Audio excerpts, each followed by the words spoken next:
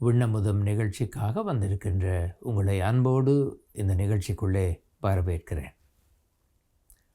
எப்போதாவது நீங்கள் ஆலயத்திலே நிம்மதி கிடைக்கும் என்ற எண்ணத்தோடு ஆலயத்திற்கு போய் அந்த நிம்மதி கிடைக்காமல் வெறுமையாக மனங்குழம்பி வெளியே வந்திருக்கிறீர்களா?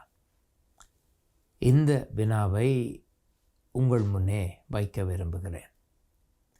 பல நேரங்களிலே ஆலயத்திற்கு நாங்கள் போகிற போது எனக்கு ஒரு விடுதலை கிடைக்கும் என்ற எதிர்பார்ப்பும், நான் சந்திக்கின்ற பிரச்சனைகளுக்கு ஒரு மறுமொழியை கண்டுபிடிக்கலாம் என்ற ஒரு எதிர்பார்ப்பும் நமக்கு இருக்கிறது. ஆலயத்திற்கு போய் நாங்கள் பாடல்களை பாடுகிறோம், செய்தியை கேட்கிறோம், ஜெபிக்கிறோம், இப்படி பல காரியங்களை செய்கிறோம். ஆனால் ஆலயத்தை விட்டு வருகின்ற போது முழு மன நிறைவோடு வர முடியாத சூழல்கள் உங்களுடைய வாழ்க்கையிலே வந்திருக்கிறதா? அப்படியான ஒரு சூழலிலே போன ஒரு பெண்ணை பற்றித்தான் இந்த நேரத்தில் நாங்கள் பார்க்க போகிறோம். அந்த பெண்ணுடைய பெயர் அன்னாள். அன்னாள் என்ற பெயர் கொண்ட அந்த பெண்ணுடைய கதை 1 சாமுவேல் 1வது அதிகாரத்திலே இருக்கிறது. அன்னாள் என்று பெயர் கொண்ட ஒரு பெண் ஒரு காலத்தில் வாழ்ந்தாள். அவளுக்கு பிள்ளை இல்லை. அவள் பிள்ளை இல்லாமல் இருந்ததினாலே அந்த பெண் பலராலும் அந்த குறிப்பிட்ட காலத்திலே பிள்ளை இல்லாத, பிள்ளையை பெற முடியாத ஒரு பெண்ணாக இருக்கிறாளே என்று சொல்லி மற்றவர்கள் அவளை பார்த்து குற்றம் கூறினார்கள். அவளுடைய கணவனோடு குடும்பமாக வாழ்க்கை நடத்தினாலும் எனக்கு பிள்ளை இல்லாமல் இருக்கிறதே என்ற குறைவு அவளுக்கும் இருந்தது. ஆகவே அந்த பெண் யோசித்த விதம் நம்மிலே பலர் யோசிப்பது போல, நான் ஆலயத்திற்கு போய் அந்த ஆலயத்தில் இருந்து கடவுளிடத்திலே மனதிலே இருக்கின்ற பாரத்தை சொல்லி அழுது புலம்பி ஜெபிக்கலாம் என்று சொல்லி அந்த பெண் யோசிக்கிறாள். அப்படி யோசித்து அந்த பெண் ஆலயத்திற்கு போகிறாள். ஆலயத்திற்கு போனால் அவள் போன நேரம் ஆலயத்திலே எந்த நிகழ்வுகளுமோ அல்லது வழிபாடுகளுமோ நடைபெறுகிற நேரம் அல்ல. ஆலயம் திறந்திருந்தது. அந்த பெண் ஆலயத்திற்குள்ளே போனாள். தனியாக ஒரு இடத்திலே உட்கார்ந்து மனதை திறந்து கண்ணீர் விட்டு புலம்பி கடவுளை பார்த்து அழுதாள். நான் வாழ்க்கையிலே இப்படியான ஒரு சூழலிலே நான் இருக்கிறேன். இப்போது இருப்பது போல ஒருவேளை இந்த குறிப்பிட்ட பகுதி எழுதப்படுகிற நேரம் மருத்துவ வசதிகளோ மருத்துவ ஆராய்ச்சிகளோ இப்போது இருப்பது போல வைத்தியர்களோ எதுவும் இருந்திருக்க சாத்தியக்கூறு இல்லை. அந்த பெண்ணை பார்த்து ஊரில் இருக்கிறவர்கள் எல்லாரும் நையாண்டி செய்கிறார்கள், அல்லது கேலி சொல்லுகிறார்கள், அல்லது குற்றப்படுத்துகிறார்கள். இந்த குடும்பத்திலே பிள்ளை இல்லை. அவளுக்கு அதை எப்படி சந்திப்பது என்று தெரியவில்லை. யாரிடம் போய் இதை பற்றி சொல்லுவது? யார் இதற்கு விடுதலை தருவார்கள்? இப்போதென்றால் ஒருவேளை ஒரு டாக்டரிடத்திலே போகலாம், வைத்தியசாலைக்கு போகலாம். எத்தனையோ இடங்கள் இருக்கின்றன. பிள்ளையை நான் பெற்றுக்கொள்ள என்ன செய்யலாம் என்பதை ஆய்வு செய்கின்ற எத்தனையோ மையங்கள் இருக்கின்றன. இவள் ஆலயத்தில் இருந்து மனம் திறந்து கண்ணீர் விட்டு அழுகிறாள். இப்போது அவள் அழுவதெல்லாம், நான் இந்த சூழலிலிருந்து எனக்கு விடுதலை வேண்டும். இதுதான் அவள் கேட்ட ஒரே ஒரு கேள்வி. அப்போது அங்கு ஒரு ஆசாரியர், அல்லது இப்போது நாங்கள் பாஸ்டர் என்று சொல்வோம், அந்த யூத ஆலயத்திலே ஒரு யூத ஆசாரியர் இருக்கிறார். அவர் இந்த பெண் ஒரு இடத்திலே தூரத்தில் இருந்து அந்த பெண்ணுடைய உடல் குலுங்குவதை அவருக்கு தெரிகிறது. ஆனால் அவள் என்ன சொன்னாள் என்றோ, எதற்காக அவள் அழுகிறாள் என்றோ அந்த ஆசாரியருக்கு தெரியாது. அந்த பெண்ணை பார்க்கிற போது குடித்து விட்டு வந்திருப்பது போல அவருக்கு தெரிகிறது. குடித்து வெறியினாலே மதுபானத்தினாலே நிறைந்து அந்த பெண் தன்னுடைய சொந்த சிந்தனையை இழந்து என்ன செய்வதென்று தெரியாமல் இப்போது இந்த ஆலயம் திறந்து இருக்கிறது. அந்த ஆலயத்திற்குள்ளே அந்த பெண் வந்து ஒரு மூலையிலே உட்கார்ந்து பிதற்றி கொண்டு இருக்கிறாள். இதுதான் தூரத்திலே இருந்து பார்த்த அந்த அந்த கோயிலை, அந்த ஆலயத்தைச் சேர்ந்த ஆசாரிக்கு தெரிகிறது. எதற்காக நீ குடித்துவிட்டு இந்த இடத்திலே வந்து புலம்புகிறாய் என்று அந்த மனிதர் இந்த பெண்ணிடத்திலே போய் சொல்லுகிறாள். ஏற்கனவே மனம் உடைந்து போயிருக்கின்ற இந்த பெண், தனிமையிலே இருக்கிறேனே, கடவுளிடத்திலே இதை சொல்லிவிடலாம் என்று வந்திருந்த அந்த பெண் இப்போது இந்த வார்த்தைகளினால் அவள் இன்னும் பாதிக்கப்படுகிறாள்.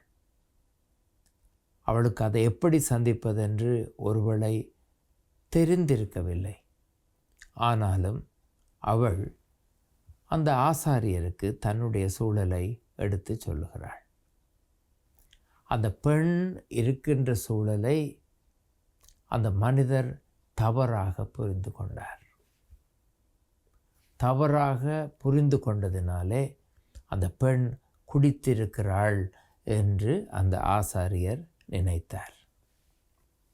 இப்போது அவளுடைய வேதனை சூழலை ஒருமுறை நீங்கள் நினைத்து பாருங்கள். உங்களுடைய வாழ்க்கையிலே நீங்கள் ஏற்கனவே குழம்பி போயிருக்கிறீர்கள், உடைந்து போயிருக்கிறீர்கள், தனிமையாக இருக்கிறீர்கள். யாரோ ஒருவரிடத்திலே இதை பற்றி சொல்லலாம் என்று யோசிக்கிறீர்கள். அல்லது தனிமையாக உங்கள் சூழலை அடிப்படையாக வைத்து நீங்கள் போராடி கொண்டு இருக்கிறீர்கள். மற்றவர்கள் உங்களை தவறாக புரிந்து கொள்ளுகிறார்கள். அது வெளியே இருக்கின்ற உங்களுடைய நண்பர்களாக இருக்கலாம், ஆலயத்திலே உங்களுக்கு தெரிந்த மனிதர்களாக இருக்கலாம். ஆலயத்திலே போய் அமைதி கிடைக்கும் என்று சொல்லி அந்த அமைதியை தேடி போன நீங்கள் ஆலயத்திலே இந்த ஆசாரியர் அந்த பெண்ணை பார்த்து நீ எதற்காக குடித்துவிட்டு வந்து பிதற்றுகிறாய் என்று சொன்னது போல நீங்கள் போன நிலையிலும் பார்க்க திரும்பி வருகிற போது இன்னும் அதிகமான வேதனையோடு நீங்கள் திரும்பி வந்த அனுபவம் உங்களுக்கு இருக்கிறதா? மனம் உடைந்து போன சூழல், கடவுளிடத்தில் சொல்ல விரும்பிய காரியங்கள், கடவுள் என்னுடைய ஜெபத்தை கேட்டு அதற்கு விடுதலை தருவார் என்ற எதிர்பார்ப்பு, இதை எல்லாவற்றையும் கடவுள் குழப்பவில்லை, அங்கு இருக்கின்ற மக்கள் குழப்பி விடுகிறார்கள். நீ குழம்புவது, அழுவது இதெல்லாம் தவறாக பார்க்கப்படுகிறது. உங்களுடைய சிந்தனைகள் தவறாக மற்றவர்களினாலே பேசப்படுகிறது. ஏற்கனவே இருந்த வேதனை இன்னும் அதிகரிக்கின்ற சந்தர்ப்பங்கள் உங்களுடைய வாழ்க்கையிலே உருவாகிறது. அப்படியான ஒரு சூழலில் உங்களுடைய வாழ்க்கையில் கடவுளோடு நீங்கள் ஏற்படுத்துகின்ற உறவு எப்படியாக இருக்கும் என்ற வினாவைத்தான் இன்று உங்கள் முன்னே நான் வைக்க விரும்புகிறேன்.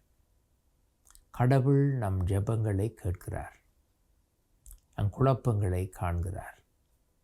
குழம்பி போகின்ற போது அவர் நம்மை கவனிக்கிறார். அதனாலே தான் நாங்கள் பல நேரங்களிலே நாங்கள் கடவுளிடத்திலே நாங்கள் போகிறோம்.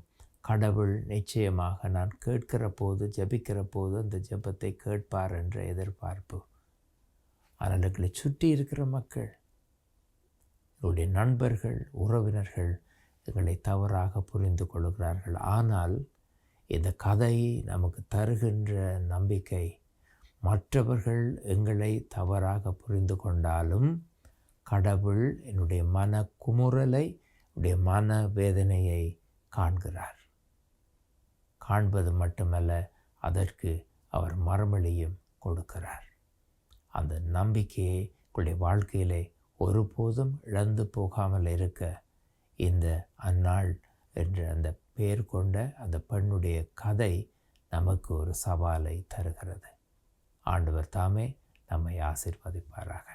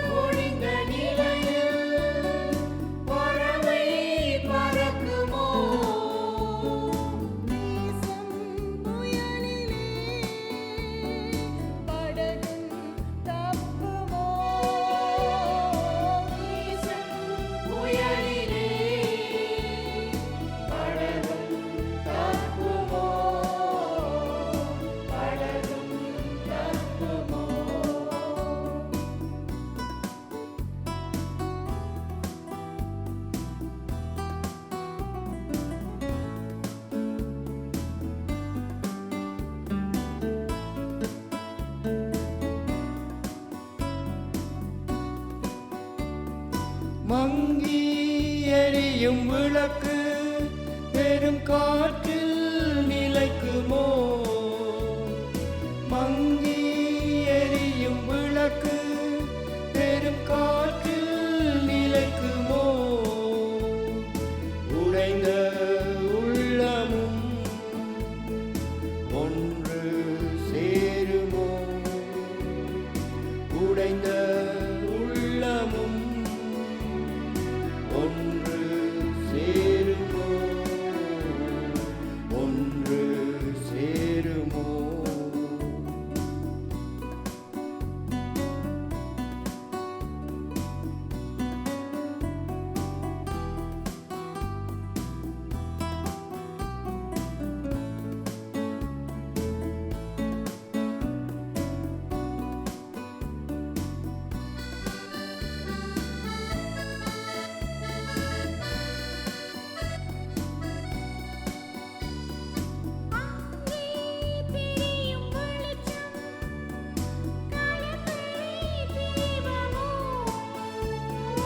அங்கே தெரியும் வெளிச்சம்